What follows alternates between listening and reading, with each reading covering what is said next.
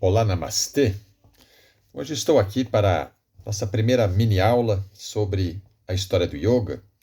E essa primeira mini aula é só para levantar algumas questões sobre as origens ou teorias sobre as origens do yoga. Certamente você já ouviu falar que o yoga é muito, muito antigo. Se fala em 5.000 anos, ou até mais do que isso. Já havia até menções sobre pelo menos 5.000 anos de história do yoga. Mas será que nós temos base para esse tipo de afirmação? Então vamos lembrar de algumas teorias sobre essas origens do yoga muito antigas.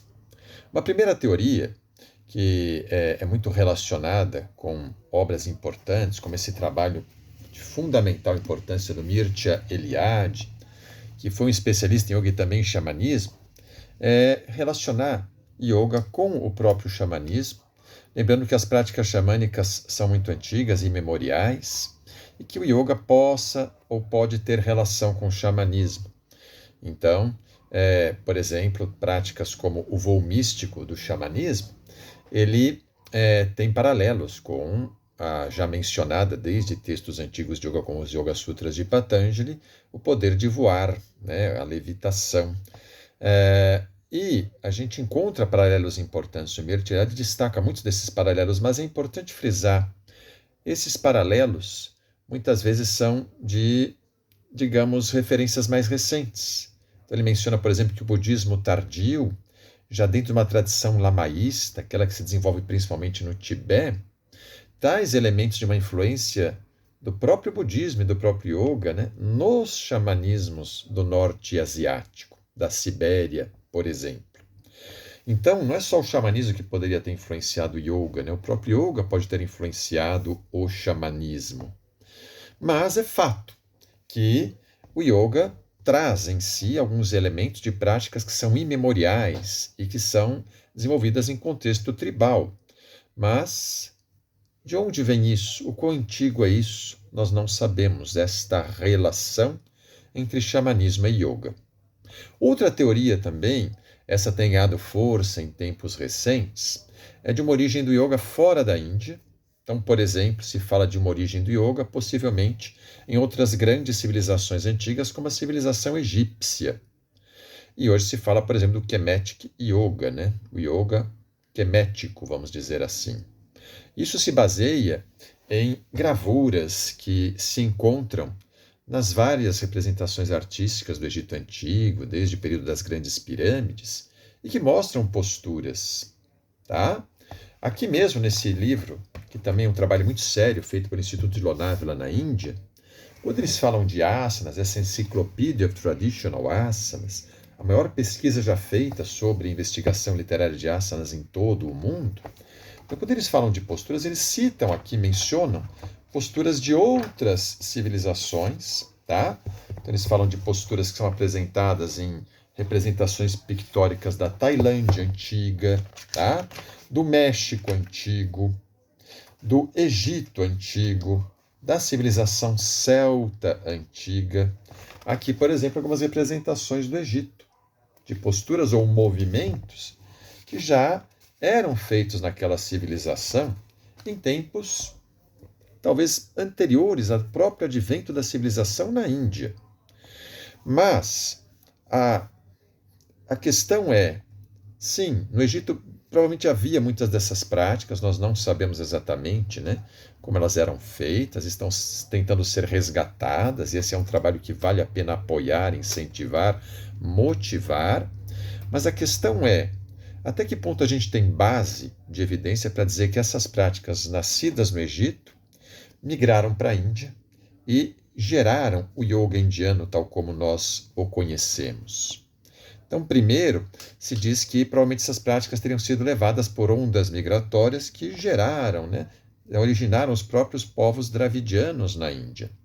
Porém, essas ondas migratórias, para as várias teorias, né, mais aceitas, são muito anteriores ao advento da própria civilização egípcia, né?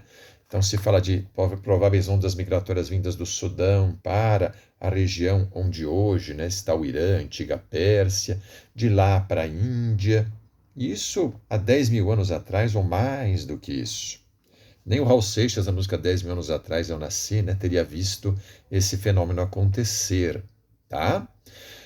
Aí, por outro lado, se menciona posturas que teriam influenciado o yoga, teriam provável origem egípcia, que são posturas que, no âmbito do repertório de práticas do yoga, são muito mais recentes, como, por exemplo, a postura do cachorro com a face para baixo. Essa postura, gente, não aparece sequer nessa enciclopédia que trabalha com praticamente todo o corpo dos textos conhecidos de yoga que descrevem técnicas como asanas. Essa postura do cachorro com a face para baixo, ela só aparece no repertório do yoga, a primeira menção a isso é no próprio Surya Namaskar, quando o Surya Namaskar é absorvido pelo yoga já na década de 1930. Então não tem nem 100 anos isso. Então como é que essa prática tão antiga teria nascido no Egito e vindo para a Índia e ficado tanto tempo na Índia sem ser conhecida, pelo menos sem ser mencionada em textos, e só iria aparecer no yoga, tá? No século XX já da nossa era, no século passado. Então eu creio, né, que o yoga indiano tem origens indianas, as evidências apontam muito para isso. E essas práticas egípcias, eu entendo, no meu ver, que seria muito saudável a gente tentar até desenvolver um nome, uma nomenclatura que seja realmente originariamente e exclusivamente egípcia para designá-las, para que não se crie confusão entre esses distintos, digamos, caminhos ou sistemas de práticas, tá? Então, quando hoje a gente começa a chamar tudo de yoga, o receio é que se gere uma confusão e comecemos a tratar de teorias que vão tentar trazer a origem do yoga para outros núcleos civilizatórios, onde práticas semelhantes, pelo menos do ponto de vista postural, né, eram feitas. Mas se eram feitas e chegaram na Índia tanto tempo atrás, por que o yoga indiano enfatizou, a princípio, durante tanto tempo, principalmente as posturas meditativas e as práticas meditativas, e só em tempos mais recentes, ao longo dessa história, é que começou a haver essa diversidade maior de asanas, como hoje praticamos e conhecemos. Então, são várias questões que nós vamos aqui deixando em aberto. Eu não quero dar respostas aqui, eu quero só levantar questionamentos. E o último questionamento que eu vou levantar sobre outra teoria de um yoga muito antigo é a do Swastika. Então, um mestre brasileiro, ou supostamente um mestre brasileiro, alega que recebeu esse conhecimento de práticas antigas pré-védicas e que ele aqui resistematizou. E isso veio a ser designado Swastika Yoga. Porém, essas práticas guardam muitos elementos que muito mais nos evidenciam ser um sistema de práticas contemporâneo, com as múltiplas influências de todo o desenvolvimento do yoga pretérito, inclusive já no próprio século XX, do que propriamente algo muito antigo, né, que não tem nenhum paralelo com as evidências mais antigas do yoga, relacionada a toda aquela diversidade de práticas que o Swastika apresenta. No meu ver, é frágil a ideia de que esse mestre teria recebido esse conhecimento, como ele mesmo vem alegar em livros, diretamente de um mestre desencarnado, e que ele passa a ser, a partir daí, a grande autoridade capaz de trazer esse sistema tão antigo para os tempos recentes. E quem quer aprender isso tem que aprender diretamente com ele, ou com aqueles que aprenderam com ele. Tá? Então, entendo que nós não temos qualquer evidência mais clara para dizer que esse método é assim tão antigo, pré-védico, como se alega.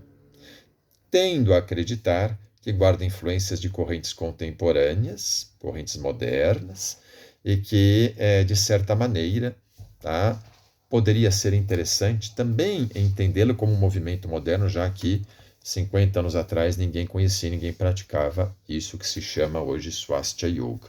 Tá? E que também o próprio mentor dessa linha vem revendo alguns conceitos, né? Inclusive mudando nomes e tudo mais. E de onde então viria o yoga? Seria daquelas civilizações do rio Indo mesmo? Então vamos deixar isso para a próxima aula. O yoga nasceu realmente num período pré-védico no rio Indo? Quais seriam as, digamos, evidências disso? É disso que vamos falar na próxima aula, no próximo final de semana. Namastê.